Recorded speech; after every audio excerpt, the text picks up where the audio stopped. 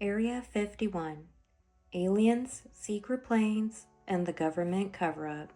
Okay, so today we're talking about one of those places that basically everybody has heard of. You don't even have to be into UFOs or conspiracy theories to know the name. Area 51. You know the image, a giant military base sitting in the middle of the Nevada desert.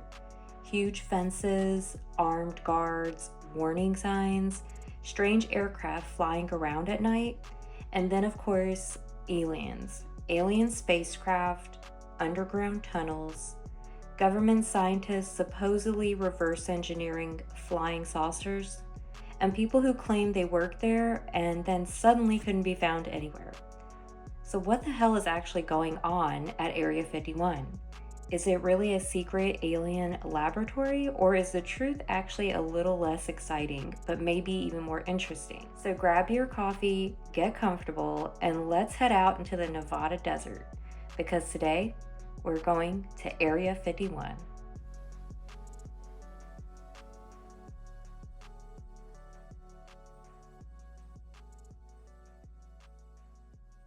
Hey everyone, and welcome back to Midnight Brew and Mysteries. Thank you so much for tuning in today.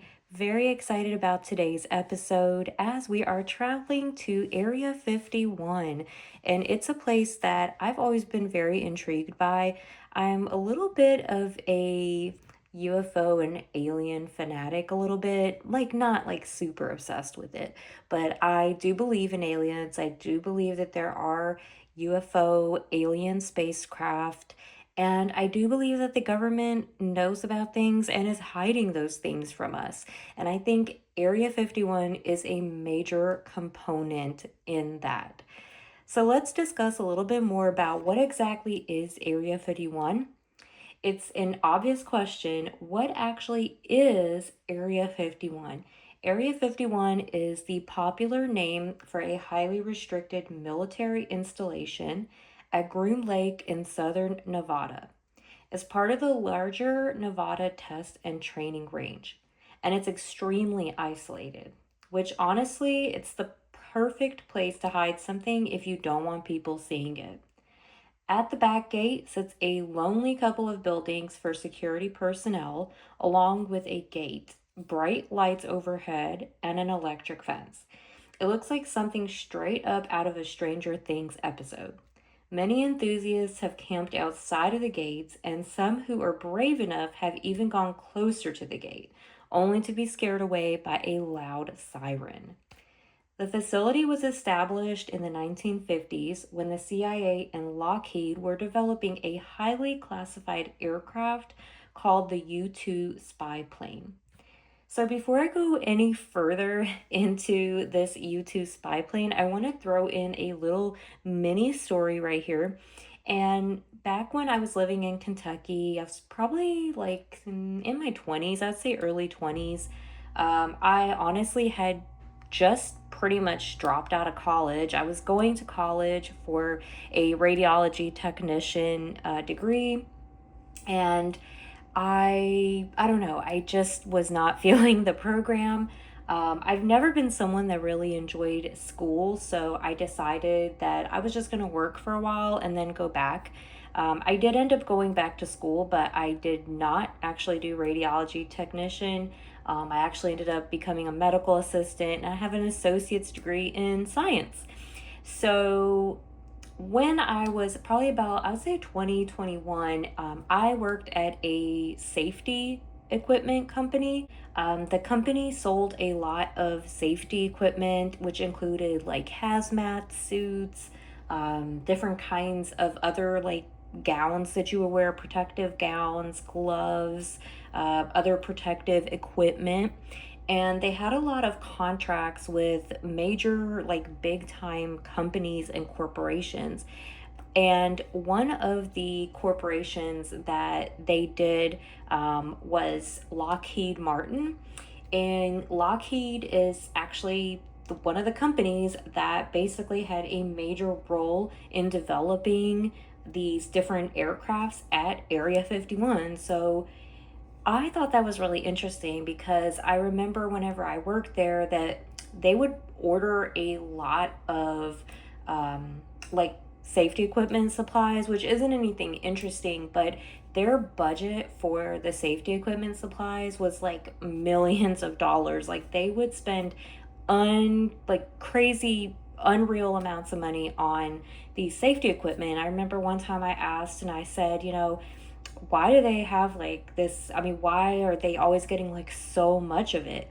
And I was told that they actually receive a large budget from the government every year, I guess, to use towards all the different things that they need. So, like safety equipment and whatnot. So, the government actually gives them a very big budget to, I guess, get these things with. So, I thought that was really interesting. At least that's what I was told when I worked at the safety equipment company. But we did actually have a contract with Lockheed Martin. We did end up selling them a lot of safety equipment.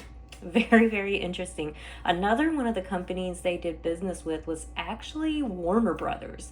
And I actually remember doing like putting together like the order for Warner Brothers. They actually were ordering a lot of safety equipment for the Indiana Jones set that they had going on at the time. And yeah, that was really interesting. Very crazy. But we basically were shipping out a ton of this safety equipment to Warner Brothers in California. So just a little funny little tidbit, but I did know that pretty much most things that happen with any kind of government company or a company that's affiliated with the government or that they're making things for the government, it's very secretive. My husband actually works as a welder, and one of the companies that he worked for in North Carolina was actually making these giant doors for a government building, and you actually had to have a pass to be able to get into that building, a security badge.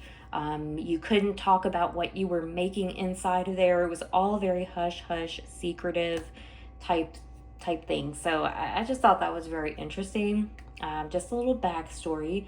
But let's get back to talking about the U-2 aircraft. So the U-2 was designed to fly ridiculously high and take photographs of places the United States couldn't easily get access to. And the government didn't exactly want the Soviet Union finding out about it, so they needed somewhere remote, somewhere where they could test this strange new aircraft without random people watching. And so they found Groom Lake. The CIA itself since acknowledged that Area 51 was used for the U-2 and later the A-12 Oxcart programs. And here's something I love about the Area 51 story. The place was so secret that even the name sounds like something out of a spy movie. Area 51. Sounds like the government literally numbered off a bunch of secret alien bases, but the name actually came from the site's designation on maps. Not nearly as exciting, but still pretty cool. And the facility was also called Groom Lake, Watertown, and at one point, Paradise Ranch. Yeah, Paradise Ranch, which is hilarious considering you're basically in the middle of nowhere surrounded by security guards. So, the really cool part of Area 51's history, here's where Area 51 gets interesting even without aliens. In 1955, Lockheed's famous aircraft designer Clarence Kelly Johnson and his team were looking for a remote location where they could test the U-2. They chose Groom Lake, and they built the facility incredibly quickly.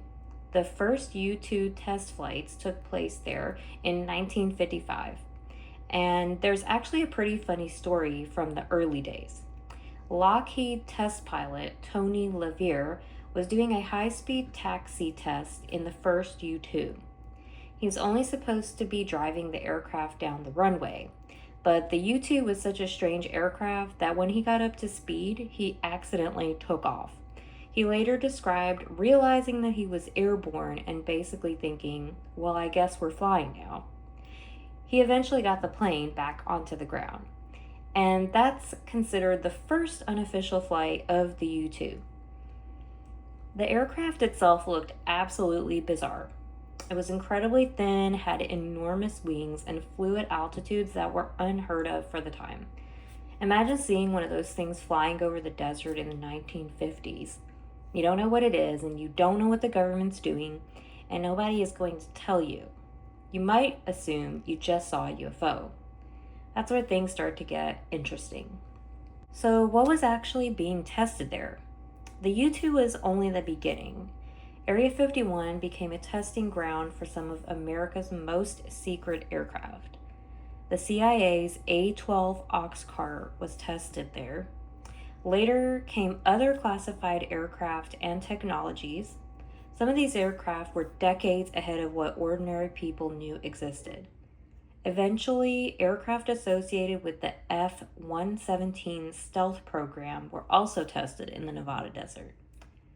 Imagine being someone living in Nevada in the 1960s or 1970s and seeing something flying around that looks completely unlike a normal airplane. You don't know about stealth technology, you don't know about classified aircraft, so what are you going to call it? A UFO. And technically, that's correct. UFO just means unidentified flying object. It doesn't automatically mean aliens. And that's probably one of the biggest reasons Area 51 became connected to UFO sightings.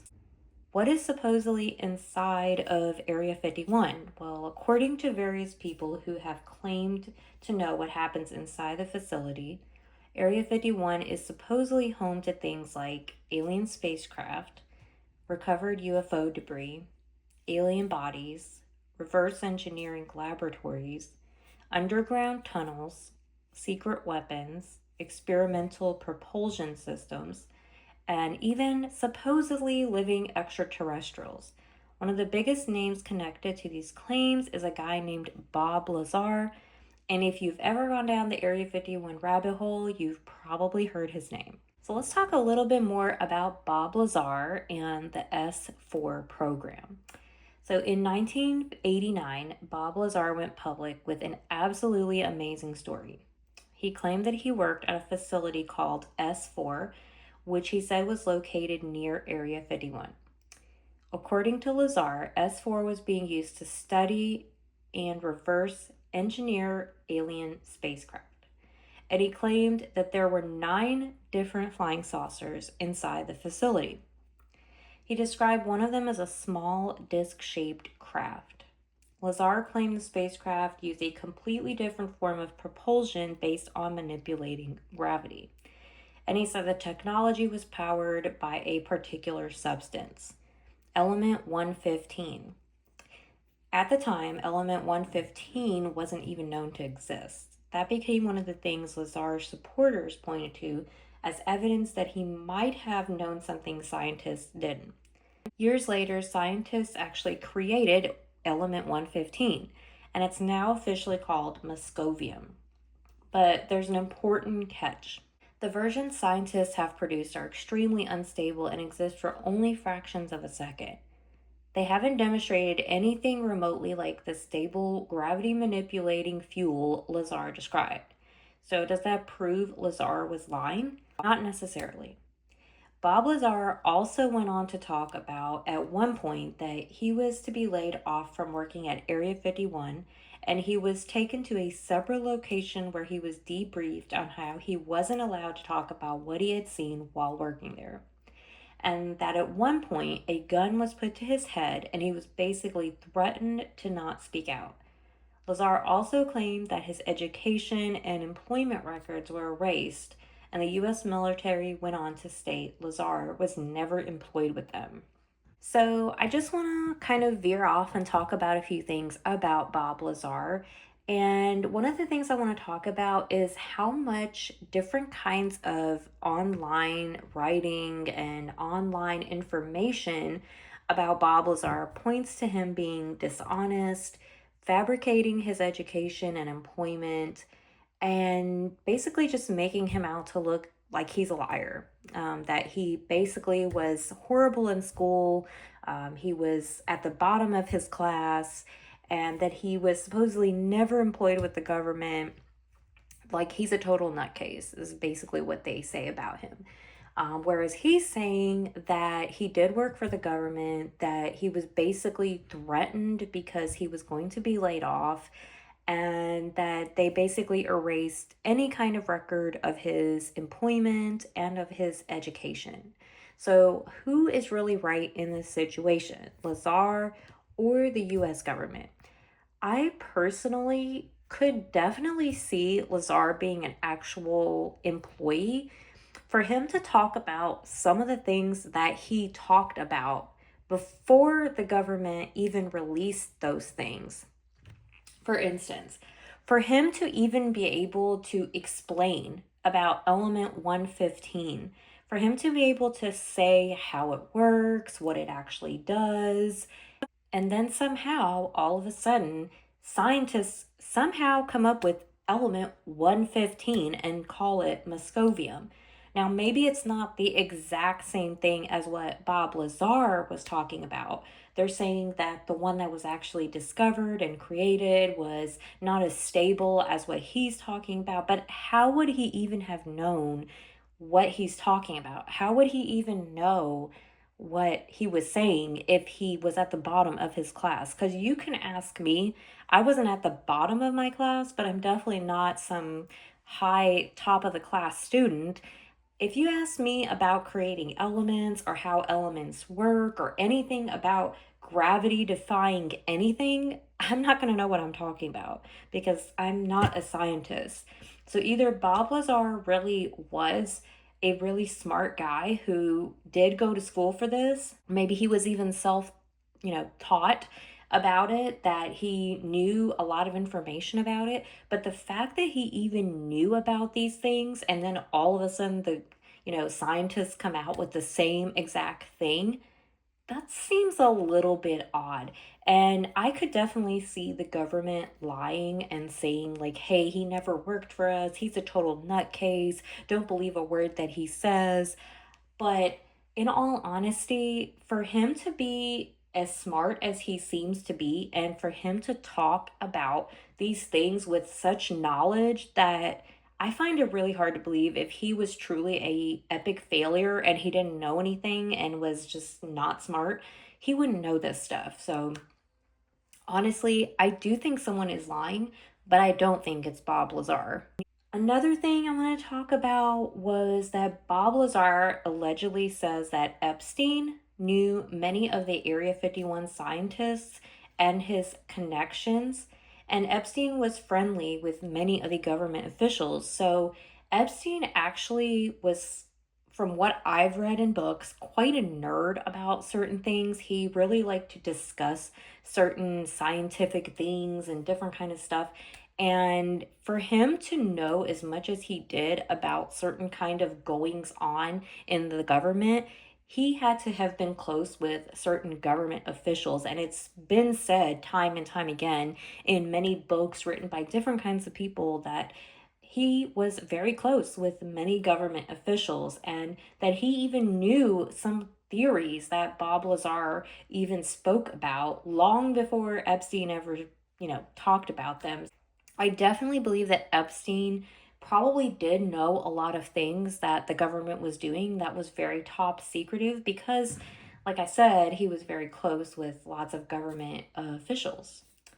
So, Lazar now owns and operates United Nuclear Scientific Equipment and Sales, a company that sells materials and chemicals.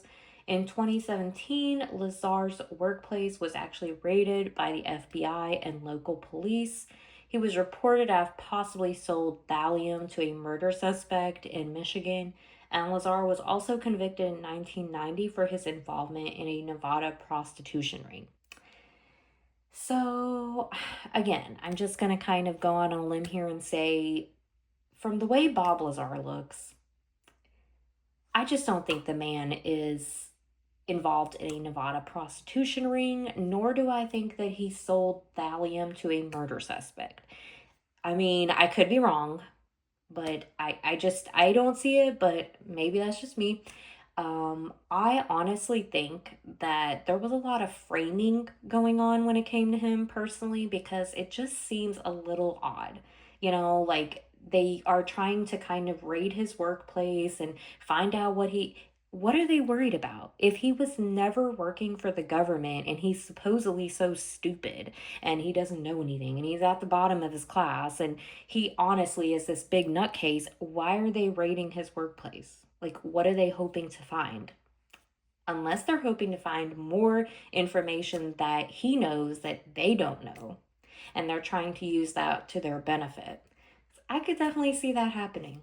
Did Bob Lazar really work there? Well, Lazar says he worked at S4, but his employment and educational history have been heavily disputed, and there are other former Area 51 workers who have publicly questioned his claims. One particularly interesting person is T.D. Barnes, who really did work at Area 51 and has spoken publicly about his experiences. Barnes was involved in classified aircraft and radar work. And unlike many people making Area 51 claims, there is documentation supporting that he actually worked there. Barnes has publicly pushed back against some of the more extreme alien stories surrounding Area 51, and that's important because it gives us a different perspective. A person who actually worked there saying, yes, this place was extremely secretive, yes, some unbelievable aircraft were being developed, but that doesn't mean that we're hanging out with aliens. One of the creepiest real stories connected to the base doesn't involve aliens at all. It actually involves a plane crash. In November of 1955, a C 54 transport aircraft carrying military and civilian personnel associated with Groom Lake operation crashed into Mount Charleston while traveling toward the secret facility. 14 people were killed. And they weren't random tourists. They were people connected to the highly classified U2 program. And because the facility was so secretive, the circumstances surrounding the people in their work were something the government could not simply discuss publicly. For decades, stories about the crash circulated among UFO researchers, and some versions of the story became much stranger. There's even a story about a worker who supposedly missed the flight and therefore survived. Now, some versions of that story have been exaggerated over the years, so I'd be careful about presenting every detail as fact. But the crash itself, that is real, and is a reminder that people working on these secret programs were dealing with extremely dangerous technology. What about people who've actually been to Area 51? You can't just drive up and ask for a tour. There are no public tours of the facility. The actual base is heavily restricted, but some people have spent decades watching the area from outside the boundaries. One of the best known Area 51 observers is Jorg Arnu, who lives in the nearby community of Rachel, Nevada. He spent years documenting activity around the base.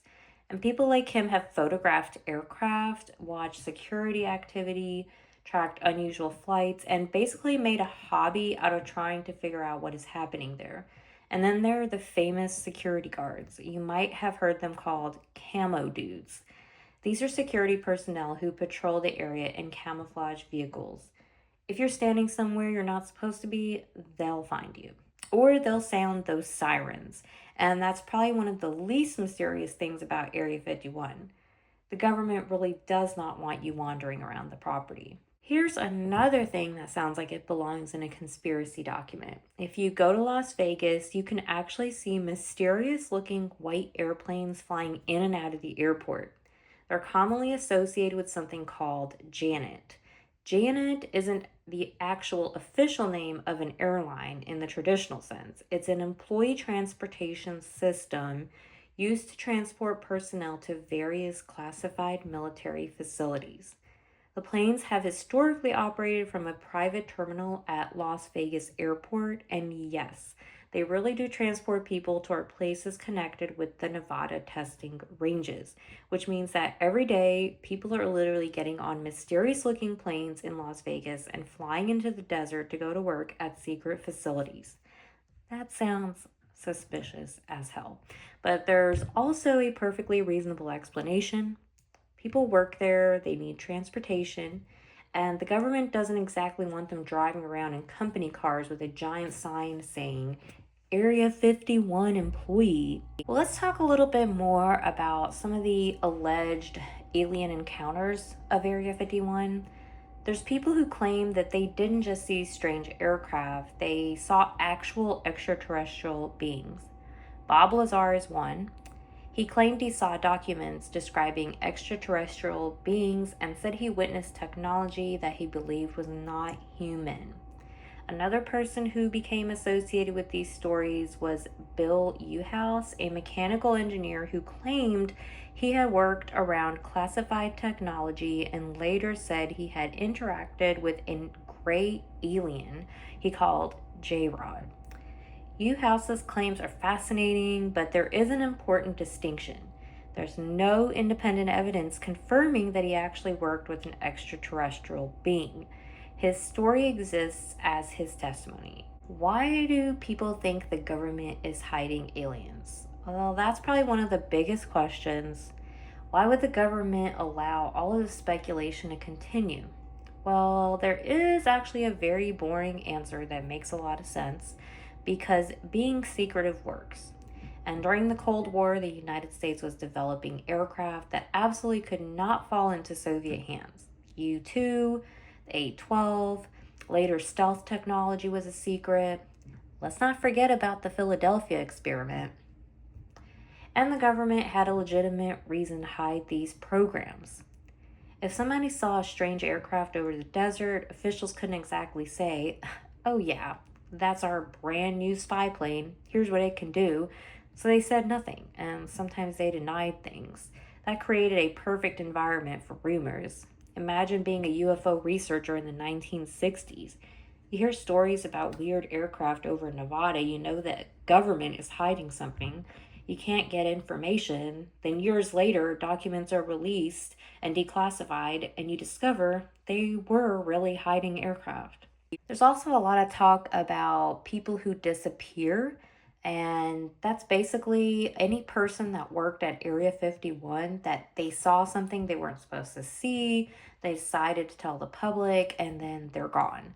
Some versions claim these people were killed, others say that they were arrested, others say that they were forced into hiding, and some stories claim entire families were threatened. Definitely makes for a creepy story, but here's where we need to pump the brakes a little bit. There's not solid evidence that Area 51 routinely makes former employees disappear because they reveal alien secrets. People have definitely been threatened, though, with legal consequences for violating security agreements. People have lost jobs, people have been sued, people have been investigated, and classified programs have been aggressively protected. Imagine spending years working on something so secret you can't even tell your family what you do. You sign agreements. You don't discuss your work. You don't photograph things. You don't tell your friends. And even after you leave, you may still be legally prohibited from discussing certain information. So, I want to talk a little bit here about just the fact of that there has been so many different UFO related files and declassified files when it comes to aliens and UFOs and things that were basically being done at Area 51 and at other places. The Pentagon released so many of these files, and some of them look absolutely real. Like some of them look like they could very well be a UFO, that they could very well be some kind of alien ship, and just so many different documents that point towards the government definitely knows some things and they haven't been exactly honest about it. And I just think it's crazy that the government is still basically trying to kind of sit here and say, well, we don't really know about anything. I mean, we don't really know that there's aliens for sure, but here's some files showing some different like UFO aircraft. Either this is a distraction tactic that they're trying to distract people from something else going on in the world today, that they're trying to distract people from knowing the truth about certain things by basically putting out these files to get people's attention. Or is this actual UFO stuff? Is this actual footage and actual photos and files? Or again, is this just a distraction? Because we know that the government is very good at distracting. that they're very good at hiding things and trying to get our attention off of things.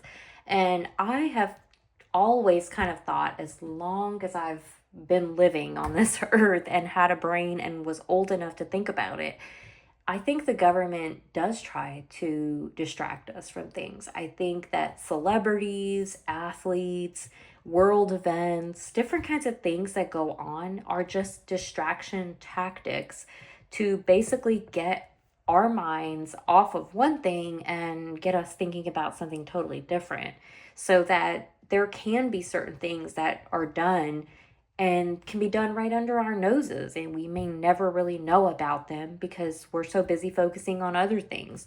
And I definitely agree with that. Call me a crazy conspiracy theorist, whatever you want to say, but I definitely believe in that. I believe that there is secrets and that we are distracted on a daily basis. And because people are so silly in that aspect, that we will focus our energy on silly little things like celebrities and gossip and different things like that, that will be so easily distracted from something that could be going on right under our noses. The government really has kept Area 51 secret. This isn't a conspiracy theory, it's documented. For years, officials wouldn't even publicly acknowledge the facility. Then in 2013, previously classified CIA documents were released that openly discussed Area 51's history. And one of the biggest surprises was that the government basically admitted that Area 51 existed and had been used to test the U-2 and the A-12. The CIA has even published articles about Area 51. But all this time, weren't they sitting there saying, oh, it's not a real thing, there's no testing, there's no different things going on there? But now all of a sudden, oh, yeah, there is, this goes on there, and this happens. And I think as time goes on, I think we're going to see them saying more and more about what it is that they've been doing. But who's to say that they're not doing something totally different to just distract us from these things? You know what I mean?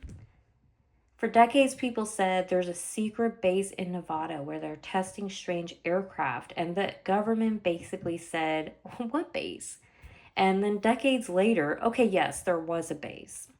Okay, it definitely doesn't help the government's credibility when it comes to UFO rumors. And the 2025 crash, in September 2025, an unmanned aircraft crashed on public land near the Area 51 region. The Air Force identified the aircraft as a UAV associated with Creech Air Force Base. There was no reported injuries, but afterward, investigators reported signs that someone had tampered with the crash site. That led to more questions. What was the aircraft? Why was the area restricted? And what exactly happened? And because we're talking about Area 51, of course, people immediately started asking, was it really just a drone? Now, there's no evidence that this crash involved aliens, but it's a great example of why Area 51 continues to attract conspiracy theories. Something strange happens near a highly classified military facility. The government doesn't tell us everything, and people naturally start filling in the blanks. After everything we talk about, what do I actually think? I think there's a very good chance that some extremely secret and very advanced technology has been tested around Area 51. We know aircraft was developed there that was so secret that the public didn't even know they existed for years. And we know the government protected programs aggressively. We know people saw things in the sky they couldn't identify. And we know some people who claim to have worked there have come forward with extraordinary stories. So, my final thoughts on Area 51 are, do I think it's some kind of crazy Stranger Things type situation going on out there in the desert? Honestly, I wouldn't be surprised. I definitely think that the government is lying. I think that there's things going on there that they're still not telling us about. And I think that anytime there is someone that seems to come forward and release any kind of information about anything going on over there, it's like they immediately rush in and say, oh, they're a liar. They're a nutcase. They don't know anything they're talking about. They're not smart. Or possibly some of them even have been taken care of, if you know what I mean. And they try to make it look like a suicide and other things like that. So I definitely think there's some secrets going on. I think the government definitely knows about aliens, and honestly, I would not be surprised if we're all really shocked one day and we find out some things we didn't really want to know. And it's going to come to the light one day. It's whether or not they're going to release it to us or someone else is going to release it. But I feel like it's going to come out one day. So, are there aliens at Area 51? I don't know. Maybe there are, maybe there aren't. Maybe one day the government will release some ridiculous document. We'll all look back and say, oh my God, they were actually doing something weird out there. Or maybe the biggest secret at Area 51 has nothing to do with extraterrestrials. Maybe it's simply another aircraft that is so advanced that we're not supposed to know about it yet. And what do you guys think? Do you believe Bob Lazar? Do you think Area 51 has ever housed extraterrestrial technology? Or do you think the government simply used UFO stories as the perfect distraction from the very real secret aircraft they were developing? I'd love to hear what you think. And if you've ever been anywhere near Area 51 or you have a family member who worked there, I definitely want to hear your story. Send it in. Maybe it'll be the next story we tell. Until next time, keep your eyes on the sky and maybe don't go wandering around the Nevada desert at 3 in the morning. Thank you so much for tuning into Midnight Brew Mysteries. I hope that you enjoyed today's episode and I hope it made you think a little bit. And I will see you guys in the next one. Bye, guys.